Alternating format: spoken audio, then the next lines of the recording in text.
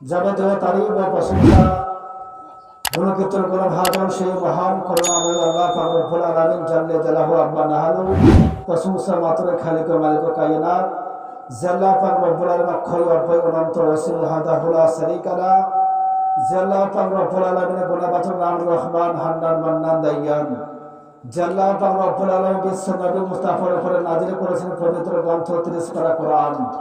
আর যে আল্লাহ পাক রব্বুল আলামিন হয়ে যাও শব্দের দ্বারা মধ্যে সারা জগৎটাকে সৃষ্টি করেছেন আর ফায়াকুল ধ্বংসের শব্দের দ্বারা মধ্যে সারা জগৎটাকে তিলে তিলে ধ্বংস করিবেন। আর যে আল্লাহ পাক রব্বুল আলামিন লাকাদা কারামনা বানি আদম বলের মধ্যে মুহাম্মদ করে প্রেরণ করেছেন এবং 18,000 মাখলুকাতের মধ্যে সর্বশ্রেষ্ঠ করে মানব জাতিকে শ্রেষ্ঠ করেছেন। এবং আজকে এই মাহফিল এবং মিলাদের মধ্যে আসার এবং বসার এবং কিছু শোনার তৌফিক দান করেছেন। যে বাড়ি থেকে গত 4 দিন আগে বা যাব এই বাড়ির গার্জেন তিনি ইহকাল থেকে পরকাল গমন করেছেন। তো তেনার রুহে মাগফিরাতের উদ্দেশ্যে এবং কি খানা পিনার আয়োজন ব্যবস্থা করানো হয়েছিল এবং কি কোরআন খতম করা হয়েছে, মিলাদ শরীফ পড়ানো হচ্ছে তেনার রুহে মাগফিরাতের উদ্দেশ্যে। তো সকলে মিলে বলুন আল্লাহুম্মা আমিন। তারপরে পরে বিশ্ব নবী মুস্তাফা কালিকামলেওয়ালা মুহাম্মদ রাসূলুল্লাহ যে নবী মুস্তাফা মক্কার প্রাণ মদিনার জান যে নবী মুস্তাফার উপরে সকলে আমাদের ঈমান সকল মুমিনের ঈমান যে নবী মুস্তাফা মক্কার ফুল মদিনার বুলবুল দারওয়ান এবং শাফাতের মন যে নবী মুস্তাফার নাম মুহাম্মদ রাসূল যিনি মক্কার সরদার মদিনা তাজদার দায়রা ভান্ডার রহমতের ভান্ডার শাফাতে কান্ডার হাবিবে কের দিগার নাইবে পারওয়ারে দিগার জান্নাতের মালিক মুখতার নবী মুস্তাফা রাহমাতুল আলামিন নবী মুস্তাফাকে আলিমে মায়া কোনায় ওয়া মায়া কোনার খবরদাতা জিন্দা নবী হায়াতুন নবী দয়ার নবী প্রেমের ছবি মনে করি গম্বাতে খাজরের প্রতি হাজির নাজির মেনে বোঝে উচ্চ স্বরে ভক্তি ভরে প্রাণ খুলে সকলে মিলে বলুন আল্লাহুম্মা সাল্লি আলা। বিরাদার আজিজান মুহতারাম, আল্লাহ পাক রব্বুল আলামিনের কোরআন মাজিদ বুরহানুর রশিদের হইতে একটু করে আয়াতে কারিমা তেলাওয়াত করার সৌভাগ্য অর্জন করেছি। আল্লাহ পাক বলেছেন রহমান বিশ্বাস করে মুমিন মুসলমানে লেখা আছে কোরআনে।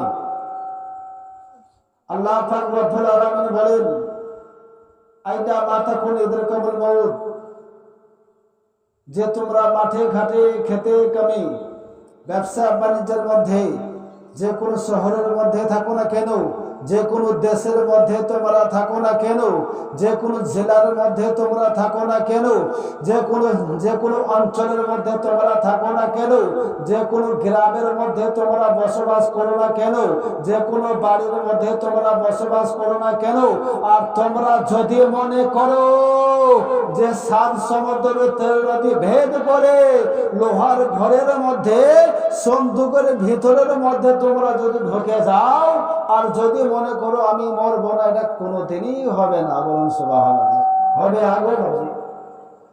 আল্লাহ পাক রব্বুল আলামিন কোরআন বলছে আইনা মা তাকুন ইদরাকুল মাউত মৃত্যু নামে একটা গ্রন্থ আছে, মৃত্যু নামে একটা দরজা আছে, মৃত্যু নামে একটা জানালা আছে, মৃত্যু নামে একটা খুশবু আছে, মৃত্যু নামে একটা রোশনি আছে, মৃত্যু নামে একটা আলো আছে, মৃত্যু নামে একটা জন্ম, মৃত্যু নামে একটা জ্যোতি আছে।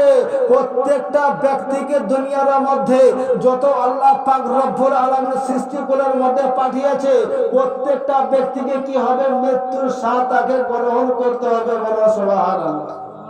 বেরাদার বাবজি সামাইনে কেরাম এ বাড়ি থেকে বাড়ির গার্জেন 4 দিন যাবত তিনি ইহকাল থেকে পরকাল গমন করেছে, এহ জগৎ থেকে পর জগৎ গমন করেছে। বেরাদার সামাইনে কেরাম এবার বলার উদ্দেশ্য হলো একটা, আমি আপনারা তো কোনো সময়ের মধ্যে মরণের মধ্যে কোন রকমের মধ্যে চিন্তা যাবত আমরা করি না। কিতাবের মধ্যে লেখা আছে হযরতে মুসা আলাইহিস সালাতু ওয়াস তাসলিম প্রত্যেকটা মুমিন মুসলমান প্রত্যেকটা মানুষ দুনিয়ার মধ্যে যত মানুষ তারা বসবাস করে ছোট ছোট থেকে নিয়ে বৃদ্ধ পর্যন্ত, বৃদ্ধ থেকে নিয়ে ছোট পর্যন্ত হযরতে মানে কি করে হযরতে আজরাইল আলাইহিস সালাতু তাসলিম প্রত্যেকটা মানুষকে কি করে 10 বার করে দিনে দেখতে থাকে। বলো সুবহানাল্লাহ। কতবার? 10 বার করে প্রত্যেকটা মানুষের আমলনামাকে কি করে খোলে, আর প্রত্যেকটা মানুষের মানে খাতাগুলোকে দেখে এই ব্যক্তির মানে আজকে কোন ব্যক্তির জানটা কবজ করানো হবে, আজকে কোন ব্যক্তিকে দুনিয়া থেকে উঠিয়ে নেওয়া হবে, আজকে কোন ব্যক্তির বাচ্চাকে উঠিয়ে নেওয়া হবে, আজকে কোন ব্যক্তির মানে কোন মহিলার স্বামীকে উঠিয়ে নেওয়া হবে, আজকে মানে কোন স্বামীর স্ত্রীকে আজকে উঠিয়ে নেওয়া হবে, আজকে কোন মায়ের জননীকে মাকে উঠিয়ে নেওয়া হবে, আজকে দিনের মধ্যে কোন মানে কার আব্বা জানকে দুনিয়ার মধ্যে উঠিয়ে নেওয়া হবে। বিরাদার সামাইনে কেরাম, কিন্তু এত মানে কিতাব প্রমাণ করে হযরতে আজরাইল আলাইহিস সালাতু তাসলিম সে ব্যক্তি কি করে মানে প্রত্যেকটা মুমিন মুসলমানকে 10 বার করে দেখতে থাকে। আর 10 বার করে দেখার পরে যে ব্যক্তির হায়াত কমিয়ে গিয়েছে, যে ব্যক্তি দুনিয়ার মধ্যে যতদিন পর্যন্ত জীবিত থাকবে আল্লাহ পাক রব্বুল আলামিন ওই ব্যক্তির নসিবের মধ্যে লিখে দিয়েছে, আল্লাহ পাক রব্বুল আলামিন ওই ব্যক্তির ভাগ্যের মধ্যে লিখে দিয়েছে, আল্লাহ পাক রব্বুল আলামিন ওই ব্যক্তির নসিবের মধ্যে লিখে দিয়েছে হযরতে আজরাইল আলাইহিস সালাতু তাসলিম। আর তিনি কি করে আল্লাহ পাক রব্বুল আলামিনের মানে প্রত্যেকটা মুমিন বান্দাকে মানে তিনি কি করতে থাকে জান কবজ করার জন্য, আর তিনি প্রত্যেকটা মানুষের খাতা খুলতে থাকে। বলুন সুবহানাল্লাহ। বেরাদার বাবজি, আজকে যদি কোনো মানুষ দুনিয়া থেকে যদি কোনো ব্যক্তি চলে যায়, আমি আপনারা আফসোস করি, আমি আপনারা হাই আফসোস করি, আল্লাহ কি জানি এই মানুষটা চলে গেল, কি জানি মানুষটা কিভাবে মারা গেল। এই তো দেখলাম ওই মানুষটা তো একটু ভালো ছিল, একটু হাঁটতে চলতে ছিল, ওই মানুষটা কি মানে সদা আমার গল্প গুজব করতে ছিল, ওই মানুষকে দেখলাম। আর কিছুক্ষণ পরের মধ্যে দেখলাম যে ওই মানুষটা ইন্তিকাল করে গেল, ওই মানুষটা মারা গেল। এটা কি করে সম্ভব হতে পারে? এটা কি করে সম্ভব হতে পারে? আমি আপনারা মানুষরা কিন্তু চিন্তায় চিন্তিত হয়ে থাকি। বিরাধার আল্লাহ পাক রব্বুল আলামিন বলে, এ বান্দাগণ তোমরা শোনো, ইতি আলামুন মা লা তালামুন, আমি যেটা জানি, আমি যেটা বুঝি, আর তোমরা সেটা কেউ জানো না। বলুন সুবহানাল্লাহ। আল্লাহ পাক রব্বুল আলামিন যেটা জানে সেটা মানুষ কেউ জানে বাবজি, সেটা কোনো ব্যক্তি আজ পর্যন্ত দুনিয়ার মধ্যে কোনো ব্যক্তি কেউ বলতে পারবে না। এবার প্রশ্ন হলো বিরাদার, এবার প্রশ্ন হচ্ছে মানুষ তো চলে যাবে, আমি আপনারা হয়তো ভাববো যে ওই মানুষটা তো আরো কয়েক বছর বাঁচার দরকার ছিল, ওই মানুষটা এখন এত তাড়াতাড়ি চলে যাবে আমরা ভাবতে পারি না। আর আমাদেরকে দুঃখ দিয়ে, আমাদেরকে কাঁদিয়ে, আমাদেরকে কষ্ট দিয়ে, আমাদেরকে বেদনা দিয়ে যে আমাদেরকে কাঁদিয়ে চলে যাবে আমরা ভাবতে পারিনি। বেরাদার সামাইনে কেরাম, হযরতে আজরাইল আলাইহিস সালাতু তাসলিম, আর তিনি কিন্তু আল্লাহর কাছে আরজ করে, ওগো দয়াময়, ওগো আল্লাহ পাক রব্বুল আলামিন, আমি তো মায়ের কোলে থেকে মায়ের বাচ্চাকে আমি কি করে নেব, তার জান কবজ করে নেব। মা কিন্তু তার সে কচি শিশুর মা আমাকে গালি দেবে, আর কচি শিশুর মা ঝরঝর করে কান্না করবে, ওগো আল্লাহ পাক রব্বুল আলামিন, এ বাচ্চা কিভাবে দুনিয়া ছেড়ে চলে গেল, আমাকে তো গালি গালাজ করতে থাকবে। হযরতে আজরাইল আলাইহিস সালাতু তাসলিম, আল্লাহ পাক রব্বুল আলামিন বলছে, এ আজরাইল আলাইহিস সালাতু তাসলিম তুমি শোনো, আর তোমার মধ্যে কোনো ব্যক্তি তোমাকে গালি গালাজও করবে না, তোমাকে কোনো ব্যক্তি মন্দ কথা বলবে না, তোমাকে কোনো ব্যক্তি তোমাকে খারাপও বলবে না। আর যে ব্যক্তির মধ্যে মানে জানটা যখনই তুমি কবজ করবে, আমি আল্লাহ পাক রব্বুল আলামিন ওসিলা করে দেব, একটা মাধ্যম করে দেব। হয়তো অসুখের মধ্যে পড়ে যাবে, হয়তো অ্যাক্সিডেন্টের মধ্যে হয়ে যাবে, হয়তো পুকুরের মধ্যে ডুবিয়ে মরে যাবে, হয়তো কোনো রকমের মধ্যে অ্যাক্সিডেন্ট হতে পারে, কোনো রকমের মধ্যে জ্বর হয়েছে, ওর মধ্যেও হতে পারে। যে কোনো সময়ের মধ্যে আমি একটা ওসিলা দিয়ে দেব, আর ওই ওসিলার মধ্যে আজরাইল আজরাইল তুমি সেই ব্যক্তির জানকে কবজ করে নেবে, বলুন সুবহানাল্লাহ।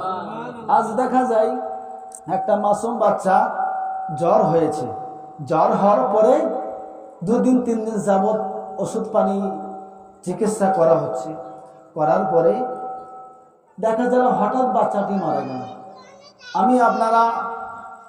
আমি আপনারা কতই চিন্তা করি যে বাচ্চা ছেলেটা হঠাৎ চলে গেল, এই বাচ্চাটা কিভাবে চলে গেল, মনের মধ্যে দুঃখ দিয়ে, মনের মধ্যে কষ্ট দিয়ে আমাদেরকে কাঁদিয়ে চলে গেল।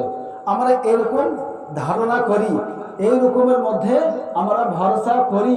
কিন্তু বিরাদার বাজি সামাইনে কেরাম, আমি আপনারা যেটা ভাববো, আমরা যদি ভাবি আগুন, আমরা যদি ভাবি আগুন, তো আল্লাহ পাক রব্বুল আলামিন ভাবে 1000 গুণ, বলুন সুবহানাল্লাহ। এবার বলি বাবজি, অন্ধকার কবর ভয়াবহতা কি অবস্থা হবে দুনিয়ার মধ্যে। আমরা তো জীবন যাপন করতে আছি বাপ, কিরকম ভাবে কবরকে আমরা বুঝতে পারছি না। অন্ধকার কবর, যে অন্ধকার কবরে না আছে লাইটের দরজার ব্যবস্থা, না আছে কোন রকমের জানালার ব্যবস্থা, না আছে কোন রকমের খাট পালঙ্কের ব্যবস্থা, না আছে কোন রকমের কোন রকমের আরাম আয়েসের বিলাসিতার অবস্থা। এমন একটা খবর বাপ, ভয়ঙ্কর খবর। আর সেই ভয়ঙ্কর কবরে মানুষকে রেখে দেওয়ানো হবে। মানুষকে রাখার পরে বিরাদার দুনিয়ার মধ্যে আমরা জীবন যাপন করছি, আমরা দুনিয়ার মধ্যে বেঁচে আছি বিরাদার বাবজি। আমরা কোন রকমের কবরের কথা বুঝতে পারি না, কোন রকমের অন্ধকার কবর কিভাবে মানুষ বাস করছে। আজকে মানুষ চলে গিয়েছে, সেই ব্যক্তি কি অবস্থার মধ্যে আছে, ওই ব্যক্তি কোন রকমের মধ্যে খারাপের মধ্যে আছে কিনা, ওই ব্যক্তি কোন রকমের মন্দর মধ্যে আছে কিনা, ওই ব্যক্তি কোন রকমের দুঃখ কষ্ট বেদনার মধ্যে আছে কিনা, আমরা কোন রকমের মধ্যে চিন্তা করি না বাবজি, কোন রকমের মধ্যে আমরা ভরসাও করি না। দুনিয়াতে মানুষ যদি বেঁচে থাকে বাপ, তাহলে পরে সেই ব্যক্তির খাওয়া থেকে নিয়ে, সেই ব্যক্তির পড়া থেকে নিয়ে, সেই ব্যক্তির বাড়ি থেকে নিয়ে, ঘর বাড়ি শ্বশুর ঘর বাড়ি সংসার আত্মীয় বর্গ সমস্ত জিনিসের প্রয়োজন হয়ে যায়। আর এমনও দেখা যায়, এমনও মানুষ আছে, সেই মানুষ কিন্তু তারা মাটিতে কিন্তু ঘুমায় না। এমনও মানুষ আছে 70 থেকে 75 হাজার টাকার দামের খাটে ঘুমায় বাপ।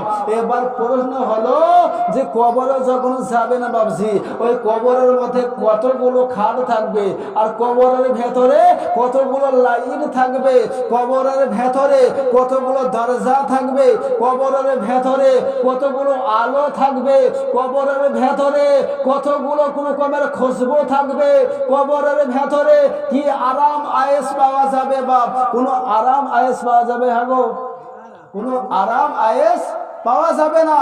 আমরা সবাই জানি বাবজি যে আমাদেরকে মরতে কিন্তু একদিন হবে, কিন্তু এ মরার কথা আমরা সকলেই কম বেশি বাবজি জানি। কিন্তু জানার পরে আমরা কোন রকমের মধ্যে আমল করি না, আমরা কোন রকমের মধ্যে সেটাকে মাথার মধ্যে, সেটাকে ব্রেনের মধ্যে আমরা নিয়ে আসি না। এবার আসুন বেরাধার, যখন আপনার কি হবে, মানুষ যখন ইন্তেকাল করে গেল, মানুষ ইন্তেকাল করার পরে সেই ব্যক্তিকে দেখা যায় এমন তো অবস্থায় আমরা সেই ব্যক্তির মাটি খাটি কিন্তু আমরা জানাজা করে দিই। আর জানাজা করার পরে বেরাদার, জানাজা হইয়া গেল, এমন তো অবস্থার মধ্যে মানুষ তখন 4 জন কিংবা 6 জন ব্যক্তি তারা কি করলো, কাঁধের মধ্যে তুলে নিল। কাঁধের মধ্যে তুলে নেওয়ার পরে তারা তখন সেই কবরস্থানের মধ্যে পৌঁছে গেল। এমন তো অবস্থার মধ্যে সেই ব্যক্তিকে কবরের মধ্যে রাখানো হলো। কবরের মধ্যে রাখানো হওয়ার পরে সেই ব্যক্তিকে তোকে আমরা কি করে দিই বেরাদার, মাটি দিয়ে দিই। মাটি দেওয়ার পরে এবার প্রত্যেকটা ব্যক্তি নিজের বাড়ির দিকে আমরা রওনা হয়ে যাই। আমরা কোন রকমের মধ্যে ওই মানুষটার প্রতি আমরা চিন্তা করি না। আল্লাহ ওগো দয়াময়, দয়ার সাগর, রহমতের ভান্ডার আল্লাহ পাক রব্বুল আলামিন, আমরা তো একে অপরের প্রতি আমরা মাটি দিয়ে আমরা দাফন করে আমরা নিজের বাড়ির দিকে চলে যাচ্ছি। আল্লাহ এই ব্যক্তি, এ মাইয়াদ কেমন অবস্থায় আছে, এ মাইয়াদ কি অবস্থার মধ্যে পড়ে গেল, কোন রকমের মধ্যে চিন্তা করে না বেরাদার। আর যতগুলো মানুষ আমরা একে অপরের প্রতি মাটি দিয়ে আমরা পিছন দিকে ফিরিয়ে যাই। আর মাটি দেওয়ার পরে যখনই আমরা নিজের নিজের বাড়ি দিকে চলে যাই, আর কবরের ভিতরে যে মাইয়াতকে রাখানো হলো, যে লাশটাকে রাখানো হলো বেরাদার, ওই লাশ ঝরঝর করে কান্না করে আর চোখের পানি ফেলে আর বলে, তোমরা শোনো, তোমরা আমাকে ফেলে যেও না, তোমরা আমাকে রেখে যেও না, তোমরা আমাকে কষ্ট দিও না। আমি তোমাদের আত্মীয় ছিলাম গো, আমি তোমাদের বেটা ছিলাম গো, আমি তোমাদের স্ত্রী ছিলাম গো, আমি তোমাদের সন্তান ছিলাম গো, আমি তোমাদের দুনিয়াতে আমার জন্য কত কষ্ট করেছিলে। করতে থাকে ব্রাদার বাবজি, প্রত্যেক মানুষ তারা নিজের নিজের কামে কাজের মধ্যে ব্যস্ত হয়ে গেল। এবার আসুন ব্রাদার, কবর যখন প্রত্যেক মানুষ তারা কিতাবের মধ্যে লেখা আছে, যখন 40 কদম পার হয়ে যায় বাবজি, 40টা পা যখন পার হয়ে গেল, ওই মাইয়াতের কাছে, ওই কবরবাসের কাছে, ওই লাশের কাছে দুইজন ফারিস্তা চলে আসবে বেরাদার। দুইজন ফারিস্তা এসে, একজনের নাম হবে মুনকার আর অপরজনের নাম হবে নাকির। দুইজন ফারিস্তা এসে একজন মাথার কাছে এসে যাবে, মাথার কাছে এসে একজন ফারিস্তা দাঁড়িয়ে যাবে বেরাদার, আর এবং কি অপরজন ফারিস্তা পায়ের কাছে এসে দাঁড়িয়ে যাবে। দুইজন ফারিস্তা দুই দিকের মধ্যে দাঁড়িয়ে গেল। এবার প্রশ্ন করেছে, মান রব্বুকা, তোমার রবকে বলো বান্দা। দুনিয়ার মধ্যে মুর্শিদাবাদ জেলার মধ্যে, পশ্চিম বাংলার মধ্যে এবং কি মাঝিরা গ্রামের মধ্যে তোমাকে 60 বছর আয়ু দিয়েছিল আল্লাহ পাক রব্বুল আলামিন, তোমাকে 70 বছর আয়ু দিয়েছিল আল্লাহ পাক রব্বুল আলামিন। আল্লাহ পাক রব্বুল আলামিন তোমাকে 70 বছর পর্যন্ত হায়াত দিয়েছিল রে বান্দা। তোমাকে 80 বছর হায়াত দিয়েছিল আল্লাহ পাক। আল্লাহ পাক রব্বুল আলামিন তোমাকে 100 বছর দুনিয়ার মধ্যে জীবিত রেখেছিল রে বান্দা। 100 বছরের তোমার কাছে কোন রকমের আমি হিসাব চাই না, 70 বছরের হিসাব আমি চাই না, 50 বছরের হিসাব আমি চাই না। আমি তোমার কাছে 3টি প্রশ্নের হিসাব তোমার কাছে চাই। ও বিরাদার বাবজি সামাইন ইকরাম, এইরকম ভাবে যখন দুইজন ফারিস্তা প্রশ্ন করবে, একজন ফারিস্তা বলবে, মান রব্বুকা, হে বান্দা বলো তোমার রবকে বলো। কিতাব প্রমাণ করে যদি নেককার পরেজগার হয় গো, আল্লাহ ওয়ালা যদি হয় গো, আল্লাহর প্রতি বিশ্বাস করনে ওয়ালা যদি হয় গো, নামাজি যদি হয় গো, ইমানদার যদি হয় গো, আল্লাহ পাকের প্রতি যদি বিশ্বাস স্থাপন করনে ওয়ালা যদি হয় গো, আল্লাহ পাক রব্বুল আলামিনের প্রতি যদি বিশ্বাস স্থাপন করানো ওয়ালা ব্যক্তি যদি হয় গো, ইমানদার হয় গো, আল্লাহ ওয়ালা হয় গো, নবী ওয়ালা হয় গো, রাসূল ওয়ালা হয় গো, গাওস ওয়ালা হয় গো, কুতুব ওয়ালা হয় গো, এক কথাই ইমানদার ব্যক্তি, ওই ব্যক্তি বলবে, রব্বি আল্লাহ, আমার রব হলো আল্লাহ, মহান স্রষ্টা, বিশ্ব বিধাতা, মহান প্রভু, মহান দয়াময় আল্লাহ পাক রব্বুল আলামিন। বলুন সুবহানাল্লাহ। এবার দ্বিতীয় প্রশ্ন করবে মুনকার নাকির, মা দিনুকা। এবার দ্বিতীয় প্রশ্ন করবে, মা দিনুকা, বলো তোমার দিন কি ছিল। ও বিরাদার বাবজি, মুসলমান মানুষ নামাজ পড়ি না, মুসলমান মানুষ আল্লাহর পথে আসি না, মুসলমান মানুষ কোরআন পড়তে জানি না, মুসলমান মানুষ 5টা কলমা পড়তে জানি না, মুসলমান মানুষ কোন রকমের মধ্যে পেশাব করে পানি নেই না, মুসলমান মানুষ আল্লাহকে ভয় করে চলি না, মুসলমান মানুষ জীবনে ভাবি না আল্লাহ দয়াময় দয়ার সাগর রহমতের ভান্ডার আল্লাহ কি ভুল করলাম গো, এতদিন পর্যন্ত মসজিদের দরজা চিনলাম না, মসজিদের জানালাও চিনলাম না, মসজিদের গেটও চিনলাম না, মসজিদের মেহরাব চিনলাম না, মসজিদের জায়নামাজও চিনলাম না।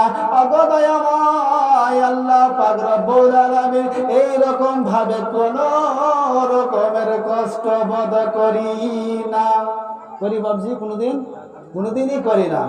দ্বিতীয় পূর্ণ করবে মা দিনুকাম, বলো তোমার দিন কি ছিল? যদি দিনের পথে অগ্রসর হয়ে থাকে বা দিনের পথে যদি আমরা ভালোবাসা থাকে, দিনের প্রতি যদি মহব্বত থাকে, দিনের পথে যদি আমাদের জানা হয়ে থাকে, তখন আমরা বলবো কি আমাদের দিন হলো ইসলাম। বলুন সুবহানাল্লাহ।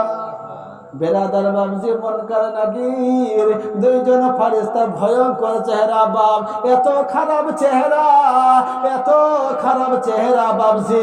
যদি কোন জিন্দা মানুষ, যদি কোন জীবিত মানুষ মুনকার নাকিরের চেহারা দেখে নাই এবং আজরাইল ফেরেশতার চেহারা যদি দেখে নাই, ওই ব্যক্তি আর জীবনে বাঁচতে চাইবে না, ওই ব্যক্তি কোন রকমের মধ্যে বাঁচতে চাইবে না। ওই ব্যক্তি আজরাইলের চেহারা দেখলে পারে, মুনকার নাকিরের চেহারা দেখলে পারে, ওই ব্যক্তি বেহুশ পর্যন্ত হয়ে যাবে। এবার প্রশ্ন বাপ, যে ব্যক্তি ভালো ব্যক্তি হবে, যে ব্যক্তি ইমানদার হবে, যে ব্যক্তি নামাজি হবে, যে ব্যক্তি আল্লাহওয়ালা হবে, যে ব্যক্তি পরেজগার হবে, যে ব্যক্তি দিলদার হবে, সেই ব্যক্তির সাথে মুনকার নাকির এমন ভাবে দাঁড়িয়ে যাবে বেরাদার, ওই ব্যক্তির চেহারা, মুনকার নাকিরের চেহারা এত সুন্দরময় হবে, এত সুন্দরময় হবে, সেই ব্যক্তি বুঝতে পারবে না ওই ব্যক্তি যে মুনকার নাকির। বলুন সুবহানাল্লাহ। আর যে ব্যক্তি খারাপ হবে, যে ব্যক্তি বদমাশ হবে, যে ব্যক্তি হারামি ব্যক্তি হবে বেরাদার, তার জন্য কবরের মধ্যে পৌঁছে যাবে বেকর চেহারা নিয়ে, ভয়ঙ্কর চেহারা নিয়ে বেরাদার বাপ। এইরকম করে দুটি যখন প্রশ্নের উত্তর দিয়ে দিল, 3 নম্বর প্রশ্ন করবে মা কুনতা তাকুনু ফিসানি হাজার জুল। বলো বলো বলো, তুমি কি মুহাম্মদ নবী মুস্তাফার উপরে, নবী মুস্তাফার জন্য কিছু জানো কিনা? বলো। ওমাইয়াদ যদি বলে ব্রাদার, ওমাইয়াদ যদি বলে নবী মুস্তাফা হলো রাহমাতাল লিল আলামিন নবী, যে নবী মুস্তাফাকে সৃষ্টি না করলে পারে আমার আল্লাহ পাক রব্বুল আলামিন বলে লাউলাকা লামা খালাকতু রব্বিয়াদ, আমি আল্লাহ পাক রব্বুল আলামিন বিশ্ব নবী মুস্তাফাকে দুনিয়ার মধ্যে প্রেরণ না করলে বাপ আমার নাম আল্লাহ পাক রব্বুল আলামিন, আমার নাম যে রব, আমার নাম যে খোদা, আমার নাম যে প্রভু, আমার নাম যে রহমান, আমার নাম যে রহিম, আমার নাম যে জব্বার, আমার নাম যে সাত্তার, আমার নাম যে গফুর রহিম, আমার নাম যে রহমান রহিম, সেটাও প্রকাশ হতো না, সেটাও কেউ বুঝতে পারত না। বেরাদার বাবজি, এইরকম করে যদি 3 নম্বর প্রশ্নের উত্তর যদি দিতে পারা যায়, 3টি উত্তর দেওয়া হয়ে গেল, 3টি প্রশ্ন দেওয়া প্রশ্নের উত্তর যদি দিতে পারি, মুনকার নাকির বলবে রে বান্দা তোমার জন্য খুশ নসিব, তোমার জন্য খুশ নসিব, এত খুশ নসিব তুমি ঘুমিয়ে পড়ে যাও, আর তোমাকে জাগানো হবে না, আর তোমাকে ঘুম থেকে ওঠানো হবে না। ফেরেশতা এবং কি ফেরেশতার কথা শুনে মাইয়াদ বলবে কি বলো গো বলো, আবার একটু বলো। তখন কি বলে ফেরেশতা বলবে, ও মুনকার নাকির ফেরেশতা বলবে আমি তোমাকে 3টি প্রশ্ন করেছিলাম রে বান্দা, তোমাকে 3টি উত্তর দেওয়ার কথা বলেছিলাম, তুমি যে 3টি উত্তর দিয়ে দিয়েছো তার জন্য তোমাকে তোমাকে আল্লাহর তরফ থেকে আমার হুকুম হয়ে গিয়েছে, তুমি এই কবরের মধ্যে ঘুমিয়ে পড়ে যাও এবং কি কবরের মধ্যে আরামের মধ্যে আয়েসের মধ্যে এবং কি তুমি কি করো আরাম নিতে থাকো আর কিয়ামত পর্যন্ত তোমাকে ওঠানো হবে না। বলুন সুবহানাল্লাহ। কিয়ামত পর্যন্ত তোমাকে ওঠানো হবে না। এবার কবরের জন্য কিতাবে বলেছে। এবার আসুন বাপ, যদি উত্তর তো দিয়ে দিলাম, উত্তর দেওয়ার পরে আমাদের কি হবে? কিয়ামত পর্যন্ত ওঠানো হবে না। আর উত্তর যদি আর দিতে না পারা যায় বাপ, কি অবস্থা হবে এবার বলুন? উত্তর দিয়ে দিলাম তো কিয়ামতের দিন পর্যন্ত, কিয়ামতের সকাল পর্যন্ত সেই ব্যক্তিকে ওঠানো হবে না। সেই ব্যক্তিকে বলবে তুমি জান্নাতের বাগানে ঘুমিয়ে থাকো। আরে এবার পূর্ণ হলো বাপ গো, এবার পূর্ণ হলো বাপজি।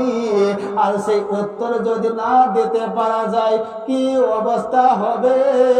কিতাব প্রমাণ করে রে বাপ, এত কষ্ট দিয়ে দেবে, এত জ্বালা যন্ত্রণা সহ্য করানো যাবে না, এত কষ্ট সহ্য করানো যাবে না। সর্বপ্রথমের মধ্যে যখন ওই ফারিস্তা, দুইজন ফারিস্তা মুনকার নাকির কবরের ভেতরের মধ্যে বলবে তুমি 50 বছর দুনিয়ার মধ্যে জীবিত ছিলে, 60 বছর জীবিত ছিলে, 70, 80, 100 বছর জীবিত ছিল। একটা কাজ করো, নিজের হাতের মধ্যে কি কুকর্ম করেছ সেগুলো লিখতে থাকো। নিজের চোখের মধ্যে কি এবং কি কুকর্ম দেখেছ সেটাও লিখতে থাকো।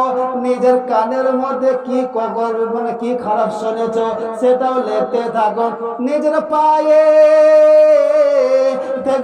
হেঁটে কি খারাপ কাজ করেছ, কতগুলো গুনাহ লিখেছ, কতগুলো নেকি লিখেছ, এ সমস্ত সব কিছু তুমি লিখতে থাকো।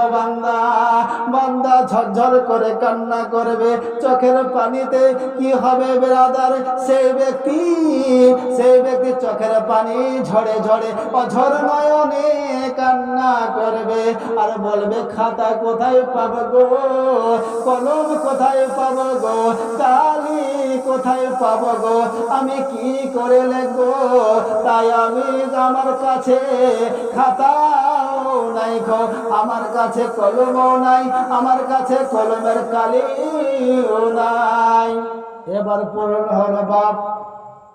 মুনকার নাকির ফারিস্তা বলবে ও বান্দা তুমি শোনো, তুমি কোন রকমের চিন্তা করিও না, কোন রকমের দুঃখ করিও না, কোন রকমের তুমি অনুভব করো না। তোমাকে কলম দেওয়া যাবে, তোমাকে খাতাও দেওয়া যাবে, তোমাকে কলমের কালি সেটাও তাও তোমাকে দেওয়া যাবে। কিন্তু কবরের মাইয়াদ বলবে ও গো ফারিস্তা আমাকে কলম দাও গো, আমি কি করেছি, আমি নিজের কুকর্মগুলো লিখবো, কতগুলো গুনাহ করেছি সেগুলো আমি লিখবো, কতগুলো নেকি করেছি সেগুলো আমি লিখবো। তখন ফারিস্তা বলবে ও মাইয়াদ বান্দা তুমি শোনো, হাতের আঙ্গুল আছে, আঙ্গুলকে নাও আর আঙ্গুলকে কলম রূপে ব্যবহার করো। বলুন সুবহানাল্লাহ। কি করো? আঙ্গুলকে নাও, শাহাদাত আঙ্গুল নাও আর শাহাদাত আঙ্গুলকে কলম করে নাও। মাইয়াদ ঝরঝর করে কান্না করবে, ওগো আল্লাহর ফারিস্তা আমি তো কলমে, এটা তো কলম নাই গো, এ তো হাতের আঙ্গুল গো, আর হাতের আঙ্গুলে কি করে কলমের কালি রূপে লেখা হবে বলো? আল্লাহর ফারিস্তা বলবে এটারও সমাধান আমার কাছে আছে। এবার সমাধান কি? ফারিস্তাকে বলবে আমার তো হাতের আঙ্গুল দিয়ে কলম হলো, এবার কি করা যায়? কলম তো শুধু হলে হবে না, কলমের কালি হতে হবে, আর কলমের কালি না হলে পারে লেখাও যাবে না।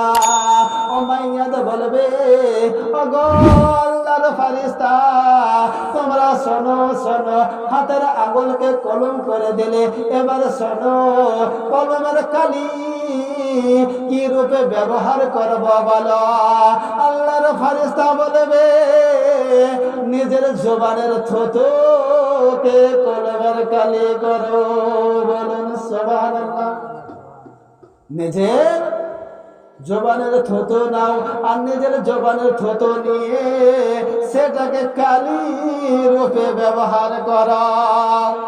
এবার মাইয়াদ কান্না করবে, দয়াময়ের ফেরেশতা, ওগো ফেরেশতা, আমাকে ছেড়ে দেওয়া যাবে না, আমাকে মাফ করে দেওয়া যাবে না, আমাকে এবারের মতো ক্ষমা করে দেওয়া যাবে না। আল্লাহর ফেরেশতা বলবে, ও বান্দা তুমি শোনো রে, ক্ষমা করার মালিক আমি নয়, মাফ করার মালিক আমি নয়। ক্ষমা করার মালিক হলো মহান স্রষ্টা, বিশ্ব বিধাতা, মহান আল্লাহ পাক রব্বুল আলামিন ক্ষমা করার মালিক। আর তুমি যদি আল্লাহর কাছে যদি ক্ষমা চাইতে চাও, আল্লাহর কাছে যদি মাফ চাইতে চাও, তাহলে তুমি কি করো? তোমাকে 1000 বছর তোমাকে অপেক্ষা করতে হবে। বলুন সুবহানাল্লাহ। এবার যেটা বলছিলাম, হাতের আঙ্গুল হলো কলম, মুখের জবানের থুতু হলো কলমের কালি। মাইয়াদ কান্না করবে কবরে, আর বলবে, মুনকার নাকিরকে, আপনি যে বললেন কলম এবং কলমের কালি পাওয়া গেল, এবার লিখবো কিভাবে? আর খাতা আমি কোথায় পাবো গো? খাতা আমাকে এনে দিন গো। আর খাতা না দিলে পারে আমি কিভাবে আমি লিখবো? আল্লাহর ফেরেশতা মুনকার নাকির দুইজন ফেরেশতা তারা বলবে, গায়ের কাফনকে নাও, আর গায়ের কাফনকে নিয়ে সেটাকে খাতা রূপে ব্যবহার করো। বলুন সুবহানাল্লাহ। এবার কি করো? আল্লাহর ফেরেশতার কাছে ঝরঝর করে কাকুতি মিনতি কান্না করবে, চোখের পানি ঝরে যাবে। আল্লাহর ফেরেশতাদের কাছে বলবে, এবার কি করব? এবার বলবে, তুমি শোনো, হাতের আঙ্গুলকে কলম রূপে ব্যবহার করে করো, আর নিজের জবানের থুতুকে কালি রূপে ব্যবহার করো, আর নিজের পরনের শরীরের কাফনের কাপড় সেটাকে খাতা রূপে ব্যবহার করো। আর ব্যবহার করার পরে, ও বান্দা তুমি শোনো রে, শোনো শোনো, তুমি কি করো? যতদিন পর্যন্ত মাঝিরা গ্রামের বসবাস করেছ, কতদিন কি করেছ? কত মন্দ কথা বলেছ, কত খারাপ কাজ করেছ, কত কুকর্ম করেছ, কত বাদ কাজ করেছ, কত খারাপই কাজ করেছ, এ সমস্ত তুমি তোমার জবানের হাতের দ্বারা দিয়ে তুমি লেখো। মাইয়াদ কান্না করবে, ঝরঝর করে কান্না করবে, ওগো ফেরেশতা, আমাকে ছেড়ে দাও, আমাকে মাফ করে দাও, আমাকে ক্ষমা করে দাও, এবারের মতো আমাকে আর একবার মাঝিরার গ্রামে আমাকে পাঠাও। পাঠাবে না? আল্লাহর ফেরেশতাকে বলবে, আমাকে ক্ষমা করা দেওয়া যায় না, আমাকে মাফ করে দেওয়া যায় না, আমার প্রতি একটু নজর দেওয়া যায় না। ফেরেশতাগণ বলবে, আল্লাহ পাকের কোরআন ছিল না, আল্লাহ পাকের আমরা নবী পাকের হাদিস ছিল না, আলিম ওলামা ছিল না, কত কোরআন শরীফের মধ্যে 6666তম আয়াতের মধ্যে ভরা আছে, 7টা মঞ্জিলের মধ্যে ভরা আছে, 114টা সূরা আছে, 114টা বিসমিল্লাহ আছে, 840টা পৃষ্ঠা আছে। এ সমস্ত দিকে কোরআনের পাতায় পাতায় লেখা আছে, ইমানদার হয়ে যাও, ইমানদার হয়ে যাও, আল্লাহকে ভয় করো। আর আল্লাহকে ভয় না করলে পারে তোমার কবরও শান্তি পাওয়া যাবে না। বলুন সুবহানাল্লাহ। আল্লাহকে ভয় না করলে পারে বান্দা তুমি কোনো মতের মধ্যে শান্তি পাবে না। মাইয়া ঝরঝর করে কান্না করবে, আমাকে মাফ করে দেওয়া যায় না। আল্লাহর ফেরেশতা বলবে, মুনকার নাকির বলবে, ও তুমি শোনো, মাফ করার মালিক আমি নই রে বান্দা। কোন রকমের মধ্যে আমি আল্লাহ পাকের হুকুম শুনছি। এবার কি করবে? জাহান্নামের ফেরেশতা মালিককে বলে দেবে, এ জাহান্নামের ফেরেশতা তুমি কি করো, এ ব্যক্তিকে তুমি জাহান্নামের মধ্যে নিক্ষেপ করো। আর জাহান্নামের মধ্যে নিক্ষেপ করার আগে তুমি ওই ব্যক্তিকে কি করো, গরম ঠকবক ঠকবক করে পানিকে ফোটাও। আর ঠকবক ঠকবক করে গরম পানিকে ওই ব্যক্তিকে খেতে দাও, ওই ব্যক্তিকে পান করতে দাও, ওই ব্যক্তিকে খাওয়ানো হবে। মাইয়াদ কান্না করবে আর ঝরঝর করে কান্না করবে, ওগো আল্লাহর ফেরেশতা মালিক আমাকে ছেড়ে দাও, ছেড়ে দাও, আমাকে ক্ষমা করে দাও, আমাকে মাফ করে দাও। বলবে, না না, কোনো মতের মধ্যে তোমাকে ক্ষমা করা হবে না। আমি কোন রকমের মধ্যে ক্ষমা করার মালিক নয়, ক্ষমা করার মালিক হলো মহান আল্লাহ পাক রব্বুল আলামিন। বলুন সুবহানাল্লাহ। সে মাইয়াদকে কি করানো হবে? গরম পানিকে খাওয়ানো হবে। কিতাবের মধ্যে লেখা আছে, ওই ব্যক্তি যখন গরম পানি খাওয়ানো হবে, গরম পানি খাওয়ানোর পরে ওই ব্যক্তির ভিতর গুলো কি হবে, ভিতরে যতগুলো রকমের মধ্যে হৃৎপিণ্ড আছে বেরাদার, ভিতরে যতগুলো জিনিস আমার মধ্যে আছে বাবজি, সব পচে গলে গলে আপনার কি হবে, পেছন সমস্ত গুলো গলে গলে পেটের ছিদ্র আঁতুড়ি গুলো গলে গলে যাবে, এবং কলিজা ফ্যাপসা গুলো সেগুলো পর্যন্ত গলে গলে যাবে। আর পায়ের দিক দিয়ে সেটা বের হবে। বলুন সুবহানাল্লাহ। পায়ের দিক দিয়ে বের হবে। এই পায়ের আঙ্গুল আছে, পায়ের আঙ্গুল দ্বারা দিয়ে বের হবে। তার নাড়ি ভুড়ি, তার সমস্ত যত যা আছে, গরম পানি পান খাওয়ানোর পরে ঝরঝর করে মাইয়াত কান্না করবে, আমি পড়ে গেলাম, আমি জ্বলে গেলাম, এ সহ্য করতে পারা যায় না রে খোদা। ওগো আল্লাহ পাক রব্বুল আলামিনের ফেরেশতা, আমাকে ক্ষমা করে দেওয়া যায় না, আমাকে মাফ করে দেওয়া যায় না, এত যন্ত্রণা আমি সহ্য করতে পারি না, আমাকে দয়া করে আমাকে গরম পানি খেতে দিও না, আমি গরম পানি খেতে চাই না।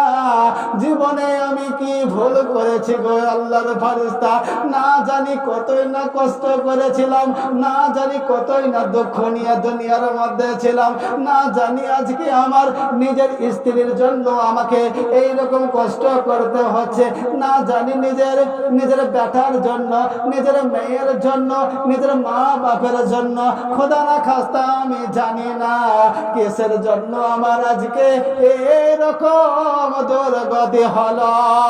ভাবতে থাকবে, ভাবতে ভাবতে বেরাদার, আবার আল্লাহর ফেরেশতা কি করবে, ওই ব্যক্তিকে পানি পান করাবে, গরম পানিকে খাওয়ানো হবে। ফেরেশতাদেরকে বলবে, আমাকে ক্ষমা করে দাও, আমি পানি পান করব না।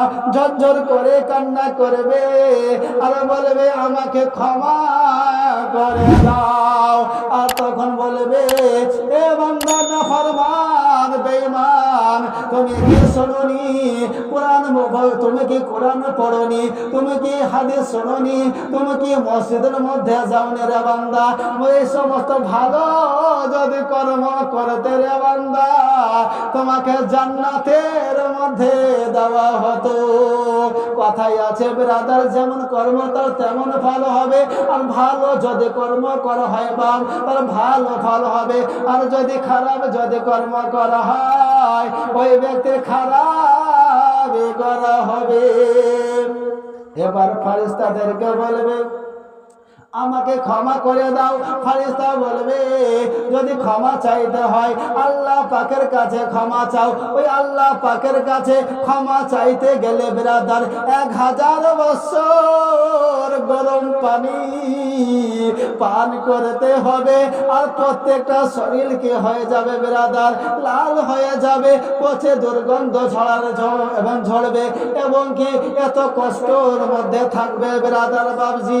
আর কোন রকমের মধ্যে 1000 বছর শেষ হওয়ার পরে 1000 বছর অপেক্ষা করার পরে আল্লাহ পাকের কাছে ক্ষমা চাইবে। ওগো আল্লাহ পাক রব্বুল আলামিন, আমি সহ্য করতে পারি না গো খোদা, আমাকে মাফ করে দিন গো খোদা, আমাকে এত জ্বালা যন্ত্রণা সহ্য করতে পারি না। বলুন সুবহানাল্লাহ। তাহলে ব্রাদার বাবজি বলার উদ্দেশ্য হচ্ছে আমরা এই সমস্ত কাহিনী, এই সমস্ত ঘটনা শুনে আমাদের মন শীতল হয় না। কেন? কারণ আমরা মনে করি মরে গেলে তো কেউ দেখতে পাবে না। তো সেদিন তো সব নিজে বাঁচার জন্য ব্যস্ত থাকবে। আজকে আমরা এইটাই মনের মধ্যে নিয়ত করি বা ভাবছি। আর যদি ভাবতাম বা ইমানদার শেষ হতো, মসজিদ খালি থাকতো? মসজিদ খালি থাকতো না, নামাজিদের অভাব হতো, নামাজিদের অভাব হতো না, ইমানদারের অভাব হতো, ইমানদারের অভাব হতো না। ইমানদারের চাইতে বিরাদার বাবজি 100%-এর মধ্যে 1% মানুষ পাবেন আপনি ইমানদার, আর 99% মানুষ আপনি কি পাবেন? বেঈমানদার। 99% মানুষ বেঈমানদার। তাহলে পরে সেই ব্যক্তির অবস্থা কি হবে বাবা? কিতাবের মধ্যে লেখা আছে ব্রাদার বাবজি, একটা বৃদ্ধ মহিলা মারমণি জননী, তিনি আল্লাহর কাছে অঙ্গীকার